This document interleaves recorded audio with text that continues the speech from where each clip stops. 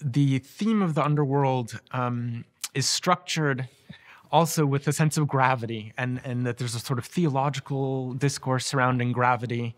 If you think about Dante and the Inferno, for example, every time we fall, there's a very distinctive point that you're falling towards, namely towards Satan, and actually more specifically to the satanic center, which are actually the loins of Satan, the most earthy part of him, or something like that.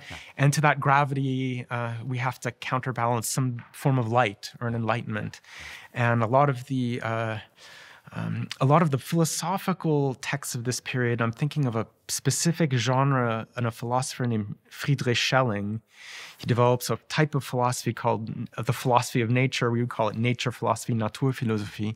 And he thinks about gravity and light as these two forces that structure all forms of emergence, going up from the inorganic through the organic to consciousness, in a sense, and that consciousness is somehow part of. We have to learn how to navigate these two poles, and they're not just negative, each of them. Somehow the pole under is not simply something that we want to avoid or eliminate, but we really want to remain some kind of a contact with that gravitational field, pole, or something like that. No, that makes a lot of sense, what you're saying there. And you talk about Dante and the Inferno reminds me of how we find so many of those motifs there, that sense of being lost. Then how am I going to get out of this dark wood? Well, I want to ascend, but I can't ascend because these three horrible creatures are in the way, and I keep on getting pulled down again, and so on.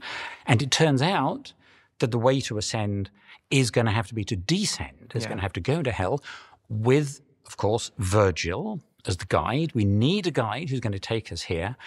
And I suppose translating that symbolically, it's quite an amazing argument, isn't it? That the Christian poet, Dante, needs the pagan figure of Virgil to take him on this journey. And I think that's a fascinating.